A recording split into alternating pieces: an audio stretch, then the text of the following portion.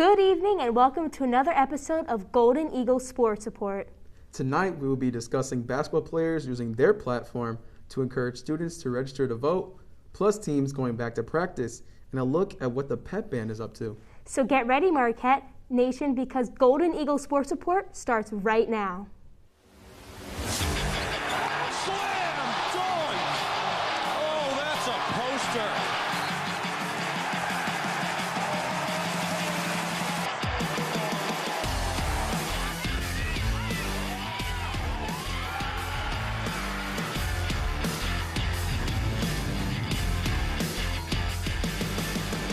Live from the Jeannie Hayes Virtual Studio at Marquette University, this is Golden Eagles Sports Report.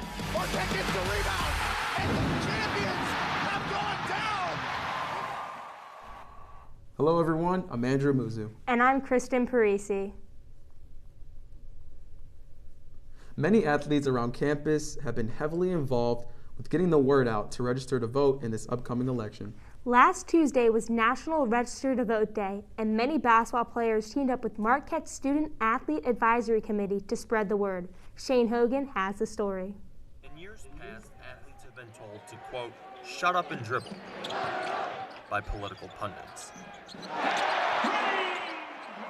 Not only are Marquette basketball players doing more than dribbling, they're actively striving for change within their community, such as participating in National Voter Registration Day.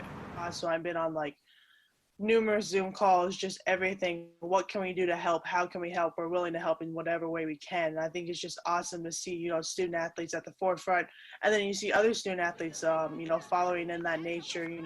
It's like, well, both teams for men's and women's basketball both registered, 100% registered to vote. So I want to be like them, and I want to be that team also that's 100% registered to vote. So I think it's definitely, you kind of, as a Marquette women's basketball player and men's basketball player, you kind of get put in this leadership position whether you like it or not. But, you can definitely utilize it and take it and run with it. And I think that's exactly what we're doing here, in trying to create this change. Leadership positions are maybe more important now than ever before. And Associate Head Coach Dwayne Killings is up for the challenge. I'm excited, for the conversations. It's a lot of work. I mean, you're going through what's going on in society. You're going through COVID. You still got basketball. You still got academics. You still got to go home and have these hard conversations with your parents if you are kids or with your own children as coaches. It's a lot to absorb. And, for us, we're trying to be just a backbone for our guys and help them through this. When you play for a well-known program like Marquette, you automatically have a platform to use your voice. And senior Theo John knows this moment is bigger than basketball. We have to set an example. A lot of people look to us, and even if they don't look to us, they may know who we are. And I feel like there's a certain level of accountability to that. And we just need to kind of continue to be teaching, be patient, and just try to help as many people as we can. From Johnston Hall, Shane Hogan, Marquette Wire Sports. We now want to welcome in our executive sports editor, the one and only Zoe Comerford, to give us some more info on this topic. Zoe, thanks for being here. Thanks for having me, Andrew. Let's dive right in. So we saw many basketball players getting involved. How significant is it for these players to use their platform for something like registering to vote? Right, I think you see this especially from Marquette Athletics on their Instagram page. They're sharing it on their stories, and then all of the athletic teams are individually sharing it on their own Instagram pages or social media. I think that especially at Marquette, at a D1 school that's very prominent and known around, Milwaukee and around kind of the globe, it's very important for athletes because students, faculty, staff all put them at kind of a higher, they normalize things. So I think that them kind of speaking out about, let's go vote and bringing together the community as a whole is something that's very important because, even in pro athletics, you see that everybody looks to them as the leaders, and especially like Lauren Van Clunen says, they're in these leadership positions as men's and women's basketball players or any athletic program to kind of show and pave the way for students that are looking to make a change as well. Exactly, making a change. And in what other ways have students used their voice to make this change? Yeah, so I kind of want to mention two different things. Obviously, the march, the athletes' march was a big one with, Theo John, the men's basketball team, the volleyball team, the women's basketball team, all of these different teams at Marquette kind of were using their platform, again, to kind of speak out about racial injustices and showing that, we can all walk in solidarity. And I think that was super, super important. And then again, on Thursday, they had another protest for the Breonna Taylor, after the Breonna Taylor, when that verdict came out. So I think, again, that's another time, like the basketball players were handing out, water bottles. So again, that's another time that they're using their platform and they're connecting with the student body and showing them that kind of this is what we value at Marquette. Exactly. And with veteran players leading the pack and creating change, do you anticipate an increase in how student athletes use their platform for years to come? Yeah, I definitely think, obviously, you see these redshirt seniors like Lauren Van Clunen, and you see these seniors like Theo John, and they're kind of inspiring those younger players like Symir Torrance and, all of these other players who are looking up to them as the leaders and the upperclassmen on these teams. And I definitely think that they are kind of serving as even the leaders just in their teams and showing them that we can use our platform, in a positive manner. And I think that, they're showing these underclassmen that that's kind of what the standard is at Marquette and with our Marquette athletics. So I definitely see that this is something that's changing not only at Marquette, but, just in the realm of college sports. Exactly. And you mentioned Theo John, really inspiring the young people. So the NBA has been a true inspiration for the college players around the world. So how has their action influenced their action for college players as well? For sure, Andrew, I would love to talk about the NBA boycott because obviously that was a huge thing after the Jacob Blake shooting. Obviously, the NBA and the Bucks decided not to play their game against the Orlando Magic, and I think that was something that was that shows people that, okay, we are going to stand in solidarity. And then after that, tennis was canceling things, MLB and WNBA. So all of these other professional sports took after what the NBA was doing because they're showing, we're standing in solidarity and showing that we're using our platform to speak out against these social injustices. And I think that obviously tunnels down to collegiate sports and shows that, collegiate sports has that kind of same reach, but within their own communities on campus. Right.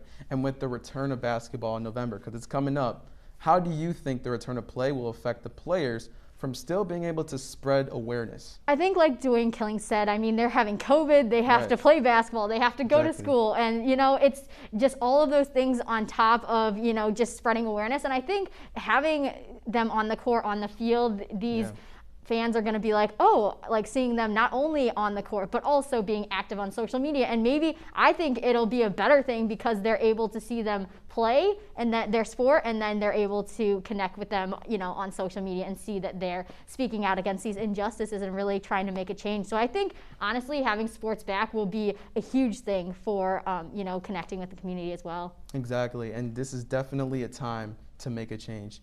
Well, thank you, Zoe. And when we come back, we'll be taking a look at Marquette teams returning to practice and see what the band is up to. Golden Eagle Sports Report. We'll be right back.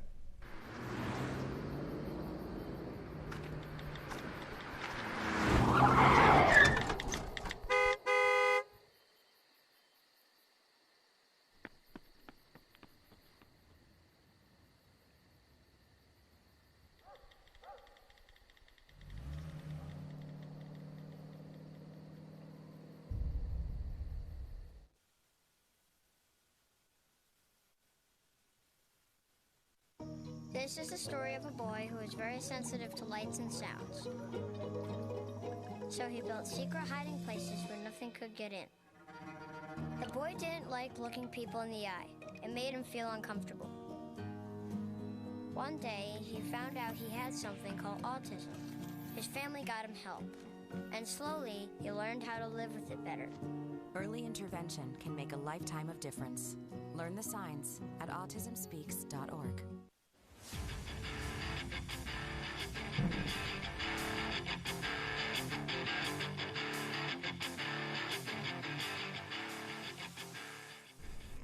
Welcome back to Golden Eagle Sports Report. Once again, I'm Kristen Parisi. And I'm Andrew Muzu. Practices are in full swing for Marquette teams as they have their eyes on competing during the winter and spring season after the cancellation of fall sports. Many teams began having small workouts since the start of the school year. However, mid-September marked the start of semi-full practices with the hope of having full practice sessions in October. These practices are crucial for teams to start gaining chemistry, and as Tyler Peters found out, players and coaches are taking full advantage of the time they have together. The blow of a whistle and the sight of the beaming lights at night. There's been a sense of normalcy that has returned to Valley Field, as both fall and spring teams have been cleared to begin practicing once again. But the vibe's been great. Everything's been good. And it's just great to be back out on the field with everybody. Something that we weren't necessarily sure if we were going to be able to do. So obviously we take every day and we just try to enjoy every single second of it. For some teams, their first practice was a reflecting moment. It's the only place everyone on that field wanted to be at that moment. This is what this is all about. And one of my players said it. I didn't even say it. She's like, we cannot take for granted 1 second of all this opportunity right now, because we have no idea when it could just be gone and taken from us. Although it's not the same as what they're used to, athletes are committed to making the necessary sacrifices. It's definitely weird not being able to like high five each other, because we're big on like positive touches, both like on the field and in lift. But we're gonna do everything we can to obviously continue staying on the field and playing. So we just got to make those small adjustments. There certainly was an acclimation period, but the players are embracing this new normal. I feel like we're getting used to it. Everyone getting down, separate groups, just getting back on the pitch and just having people to practice with. The coaches like giving you feedback on how you can improve and stuff like that. It's just good to be back, even though it's not the perfect scenario, the ideal training scenario. Just being out there just feels super good. But facing adversity isn't anything new for these athletes. This is kind of like what sports are about. You got to adapt to different situations at a certain time, and it's not really something that you can prepare to. So this whole situation, I feel like it was good for the team in a way, but yeah, it's been a challenge. From Valley Fields, I'm Tyler Peters, Marquette Wire Sports. Back on September 16th, Marquette basketball and the rest of the NCAA received the green light for competitive play starting November 25th. And although the NCAA decided to resume play, there is still much uncertainty if fans will be allowed at the games, media capacity, and much more. One of those groups who are at the edge of their seats waiting for the decision is none other than the Marquette Pep Band. And as I anticipated, they are definitely eager to ring out a Hoya. Music, a universal language and a staple for collegiate sporting events. The question on if pep bands enlighten the competitive spirit at games is certain. The question on if they will be present at sporting events starting this November is uncertain. Assistant Director of Instrumental Music, Joel Flunker, and the pep band are still waiting for the decision to be made. Yeah, that's not something we've received any information on as of yet.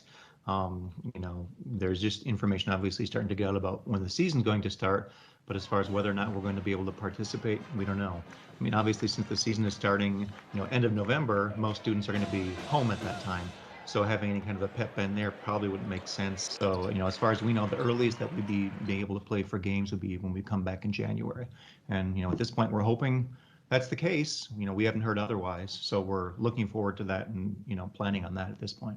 Sophomore member of the pep band, Rashad Alexander, cherishes every moment he has with participating in the pep band and mentioned that not being able to be part of the sports action would definitely be disappointing. Knowing that, obviously there's a good chance there probably won't be fans there, but, just for us not to be there as well, I just feel like it's going to be a huge loss for the team and just for the Marquette community in general. It's just going to feel like something's missing. With much of their time being spent on preparing for their October concert, the band also received the opportunity to play for the students under quarantine at Schrader Hall last weekend. But for Alexander, getting to play at Marquette games again will help keep some sort of home court advantage for each Marquette game. For us to be able to actually go back and be able to play for them, that'll be a huge thing. If they're gonna still have us around, then maybe it could be a game changer for them. We just gotta see. From the 707 Hub, I'm Andrew Muzu, Marquette Wire Sports. And Kristen, it would definitely be a tough blow for the Pep Band. I mean, Rashad said it. They're a true game changer. Yeah, definitely. And even if they can't play in sport games, it's good to see that they were playing for the people at Schrader Hall. Exactly. That's really big. And when we come back, we'll be looking into the possibility of a Big East bubble, baseball in October, and a preview of the 2020 NBA Finals. We'll be right back.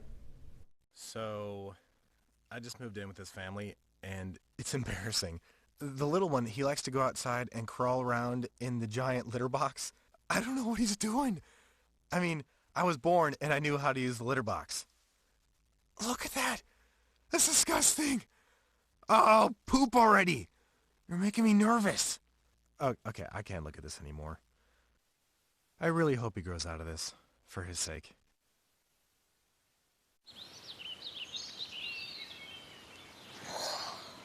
Oh, look, a redhead. Staring contest.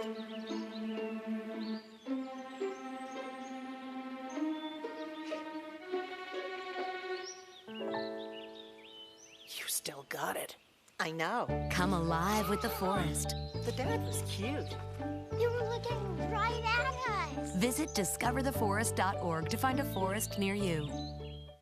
Sometimes the things we do or say can make others feel hurt, excluded, or isolated. Everything you say and do creates an impact. How am I supposed to save the whole world? You can't think about saving the world. You have to think about saving one person. Because of you, someone's entire life can change. You don't have to be a superhero to have a positive impact. Friends? Friends.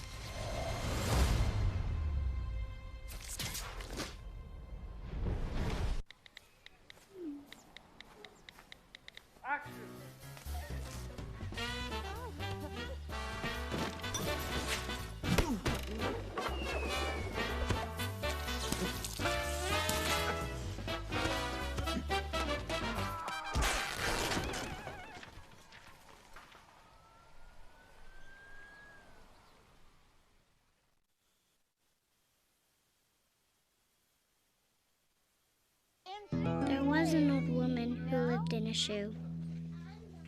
She had so many children, she didn't know what to do.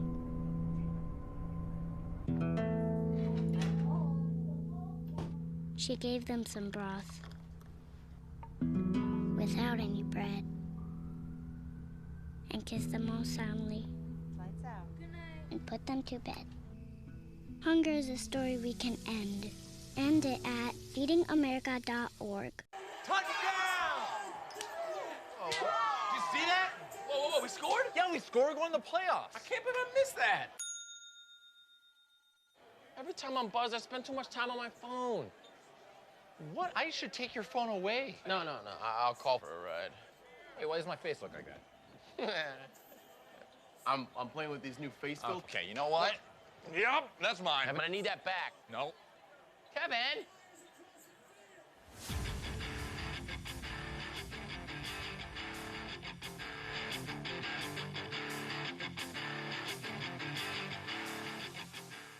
And we're back in Studio 7, where we will be debating and discussing the biggest topics in the world of sports. Joining me on our panel tonight is Andrew Amuzu, Zoe Comerford, and Matt Yazel. Let's get started. So Matt, last week we discussed the return of college basketball, and now there's talk of the Big East revisiting the idea of playing in a bubble. Do you think the league can pull this one off? Yeah, it's going to be a huge challenge, really. There's no question about that, but I think they have a few things going for them. And one of those is that, with the tentative start date late in November, I think they have a good chance of getting the season underway with a lot of students being gone for winter break. If they can get these games going, and these students are some of the only people on their campuses, then maybe you can have a solid start to the season, see what you're able to do, and see how it goes, and if these athletes will be able to continue the season all the way through. But it's certainly going to be a challenge. It's not going to be easy, and it'll be more of a challenge when the general student population comes back from those winter breaks. Yeah, definitely. I definitely agree with you. And in school, they say it's not good to cheat on tests. And this is one of the biggest tests that the NCAA has. And I'm saying that they need to cheat off the NBA and their bubble system. It obviously worked for them. They're one of the best leagues to ever do it. The MLB, they were going through their thing. They didn't have a bubble. and you saw all those COVID cases. Right. The NCAA and the Big East, they're going to have a big test, and yes, it's going to be very challenging. I think that atmosphere also brings mental challenges as well, because then it's just going to be basketball, basketball, basketball.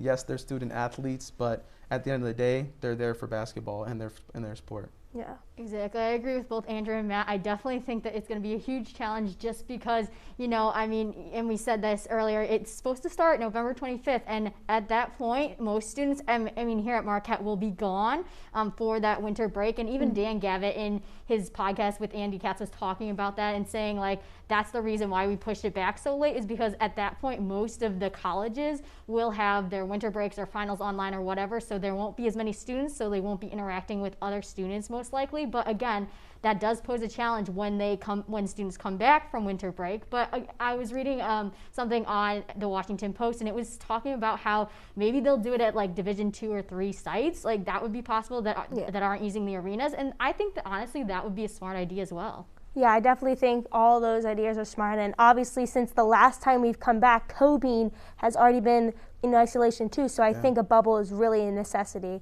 And our next topic for the night is previewing the NBA Finals. The Los Angeles Lakers will play the Miami Heat in a best-of-7 starting tomorrow.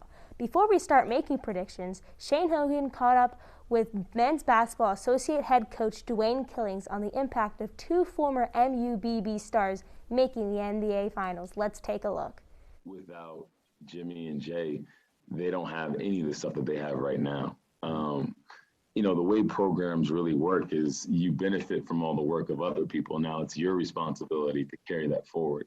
So right now, the Jordans, the clothes, the meals, the plane, well, that's because of, Jimmy, that's because of Jay, that's because of Dwayne Wade, that's because of Steve Novak, Travis Diener. I mean, it's the work of those individuals of what we benefit right now. So I think it means everything for our program. And it's a cool moment to celebrate it, to be able to attach yourself to individuals like that who are playing high-level basketball and doing it the right way.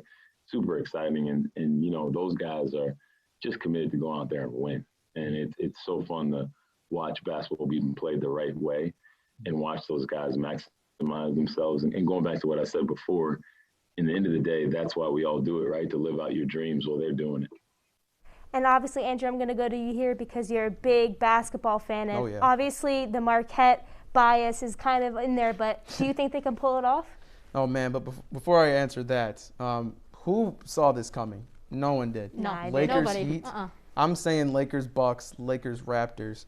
But it's the Heat here, and they really did play well. Like Dwayne said, they played as a team. They played the right kind of basketball. Let me give you some stats. The last game, the game that they won, Bam Adebayo, 37 points.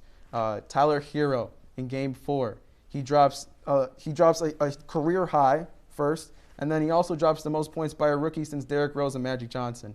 That is just incredible. Role players are playing like role players. Jimmy Butler is playing like a stud. He hasn't even led the team in scoring in any of those games, but he's leading them on the defensive end. I know we got that from Marquette. We already know what the Lakers are made of. LeBron James, AD, both first-team All-NBA. I'm taking the Lakers in this one. Lakers in 5 or 6. I'm leaning more on 6 because the Miami Heat are on the roll. Yeah, and like you said, getting back to those 2 Marquette players, this entire playoffs, dating back to their series against the Bucks, has been like a Marquette recruiting commercial with Jimmy and Jay just playing out of their minds, Wes Matthews as well for the Bucks. But Jay Crowder in particular has been playing better than I've ever seen him play in these playoffs. He was shooting the ball like Steph Curry against the Bucks. He cooled down a little bit against the Celtics, and they're going to need him to keep shooting the ball like he has been against the Lakers. But like you said, the Lakers, they really rolled through these playoffs. Right. They lost Game 1 of both of their first series and their second series, but then after that, they've just been on a roll. They didn't have to go through the Clippers, but they've been on a roll, so I'm going to take the safer pick and go with the Lakers.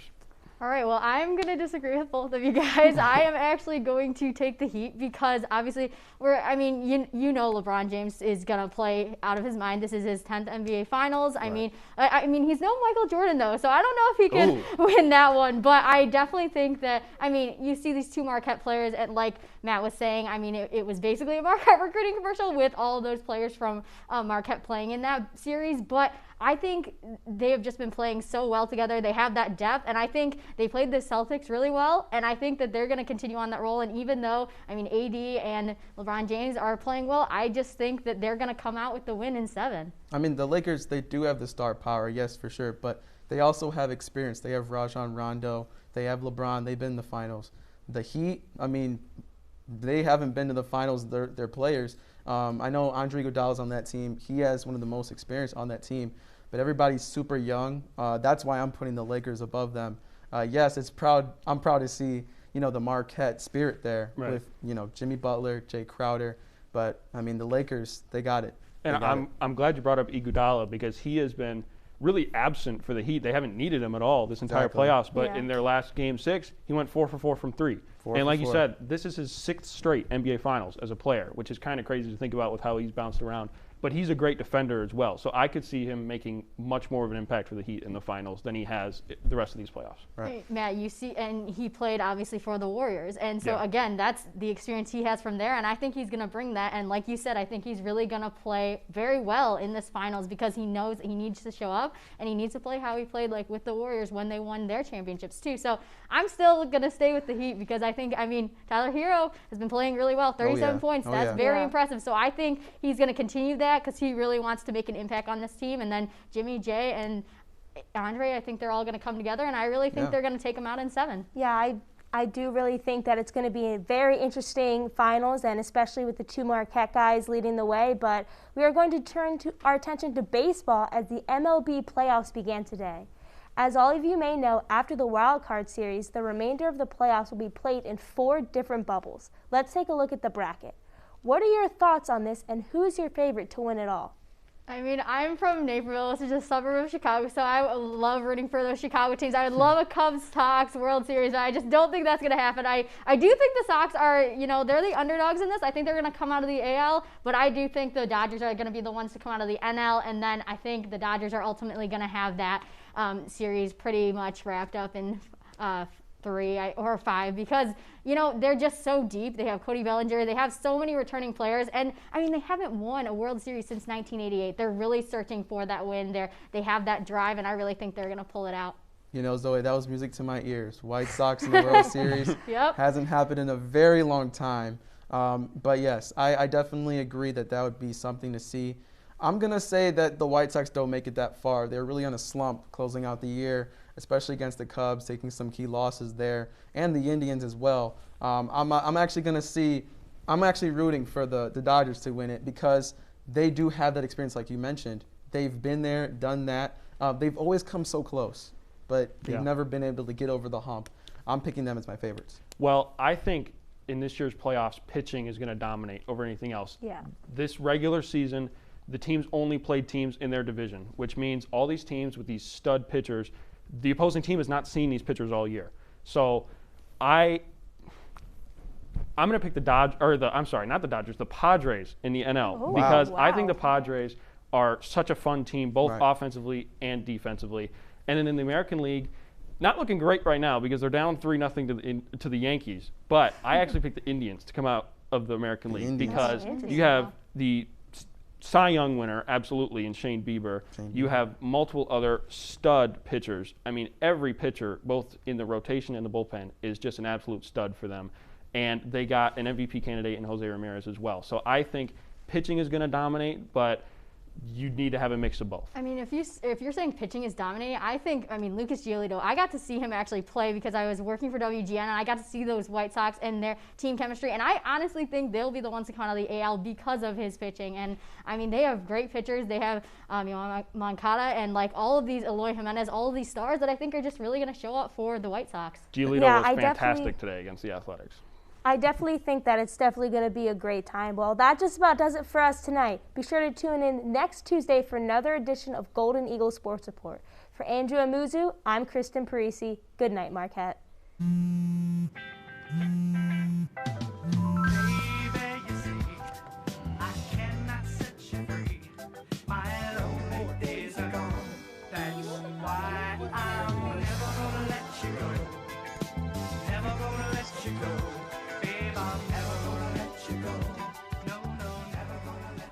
Here you go. Thank you. Thank you. Never gonna let you go. Never